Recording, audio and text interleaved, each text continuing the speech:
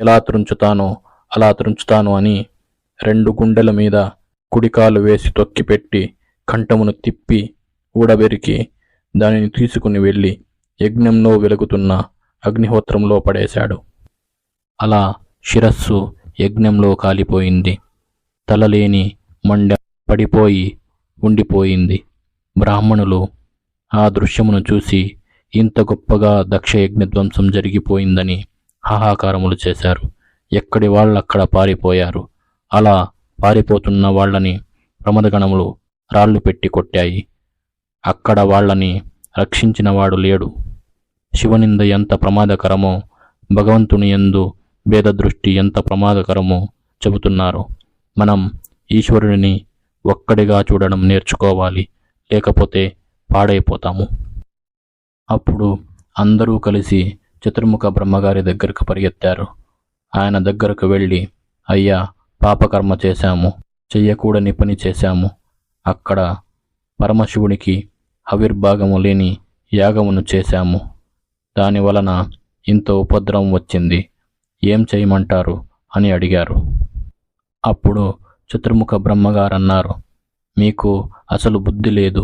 పరమశివుడికి యజ్ఞంలో హవిస్సు లేకుండా యాగం చేశారా? ఎందుకు మీకు ఆ దుర్మార్గపు యాగములు? చేస్తే యజ్ఞం సరిగ్గా చెయ్యాలి, అంతేకాని శంకరనింద చేయడం కోసం యజ్ఞములు యాగములు చేయకూడదు. మీరు చేసిన పని వలన మీరు దుర్మార్గులైపోతారు, పాడైపోతారు అన్నారు. అప్పుడు వాళ్ళు, అయ్యా, పాడైపోయాము. మృగుడికి కళ్ళు పోయాయి, పుషకి దంతములు పోయాయి. మాకు ఒళ్ళంతా దెబ్బలు తగిలి నెత్తురు కారిపోతుంది. చాలామంది అక్కడే పడిపోయారు. ఇప్పుడు మాకు మార్గం చెప్పండి అని అడిగారు. అప్పుడు బ్రహ్మగారు, మీకు ఒక్కటే మార్గం ఉంది. మీరు ఎవ్వరి పట్ల తప్పు చేశారో వెళ్ళి ఆయన కాళ్ల మీద పడిపోండి. ఎన్ని తప్పులు చేసినా వెళ్ళి ఆయన కాళ్ల మీద పడిపోతే ఆయన క్షమిస్తాడు అని సలహా ఇచ్చారు. మేము కైలాసం వైపు వెళ్ళడానికే భయపడిపోతున్నాము. కాబట్టి మాతో పాటు మీరు కూడా రండి అని బ్రహ్మగారిని ప్రార్థించారు. సరే, పదండి అని చతుర్ముఖ బ్రహ్మగారు వాళ్లతో పాటు కలిసి వెళ్ళారు.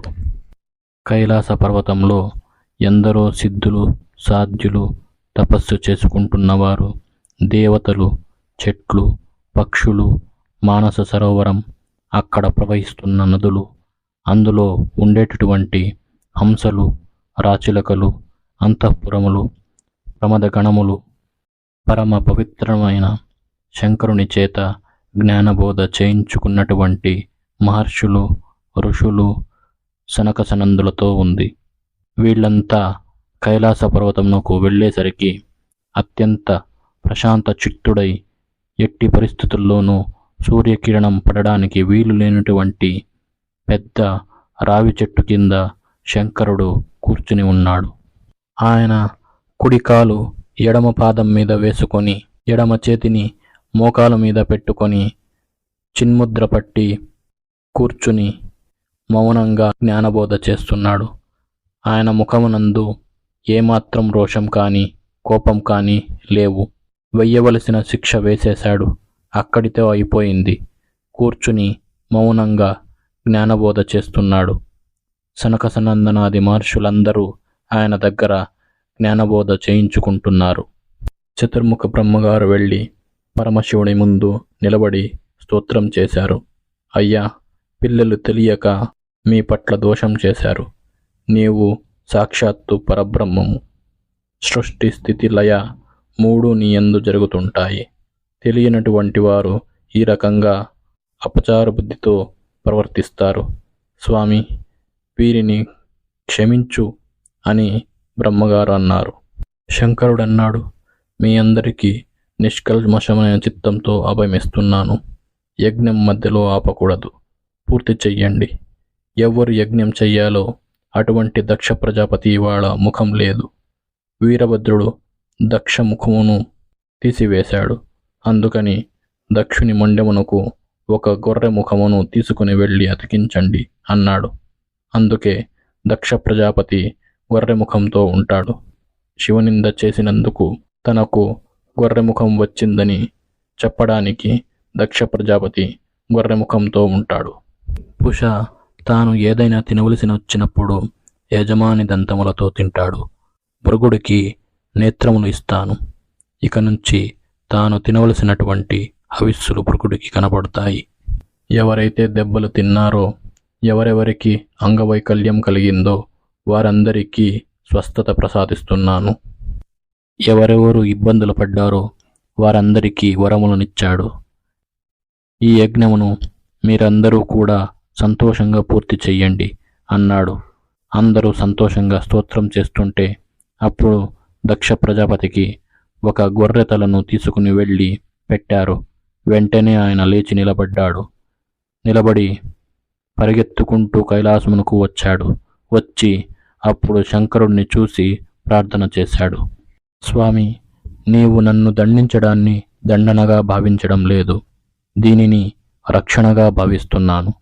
దీని వలన ఇంక భవిష్యత్తులో ఎవ్వరూ ఇటువంటి అపరాధమును చేయకుండా ఉంటారు. ఈ విషయమును అందరూ తెలుసుకుంటారు. అందుకని నీవు నన్ను రక్షించావని భావిస్తున్నాను. స్వామి, నన్ను మన్నించు అని నమస్కరించాడు. సరే, అయితే వెళ్ళి యాగమును పూర్తి చెయ్యి అన్నాడు శంకరుడు. దక్షుడు యాగం పూర్తి చెయ్యడానికి వెళ్ళాడు.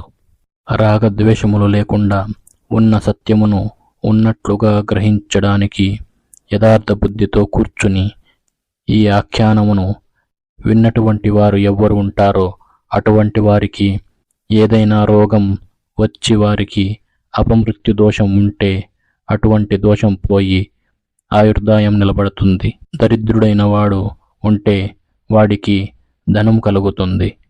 వానికి ఉన్నటువంటి సంకటములన్నీ తొలగిపోతాయి. చిట్ట చివరికి భవబంధమును నశించి ఎవరు దక్షయజ్ఞ ధ్వంసమును చదువుతారో అటువంటి వారికి తుట్టతుద ఊపిరి తీస్తున్నప్పుడు ఈశ్వరానుగ్రహం కలిగి వారు శివనామమును చెబుతూ కైవల్యమును పొందుతారు. అటువంటి గొప్ప ఫలితమును దక్షయజ్ఞ ధ్వంసమునకు ప్రకటించారు.